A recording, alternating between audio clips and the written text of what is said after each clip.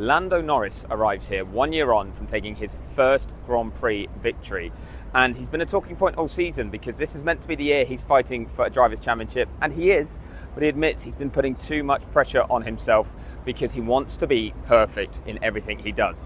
Lando says it's not to do with the fact that he's in the fight for a title, it's to do with the fact that that's just what he expects of himself, and he's actually thinking he needs to learn how to give himself a little bit more slack and understand that things are never going to be perfect, but it's how close to perfect can he get will be important in his fight against Oscar Piastri. And it's Piastri who is the championship leader heading into this weekend's race. It really is a fight between the two McLaren drivers. They are the ones to watch out for, and they're the only two that have been talking today on media day and talking about their respective different mindsets, something that Piastri says, we do have that, but it's down to each individual preference, so that what works for Lando doesn't work for me, but what works for me wouldn't work for Lando. And he thinks people shouldn't really judge the drivers so much on the fact they have different approaches. They should just embrace them, essentially. But one driver with a different approach who wasn't here, who's in that fight, is Max Verstappen.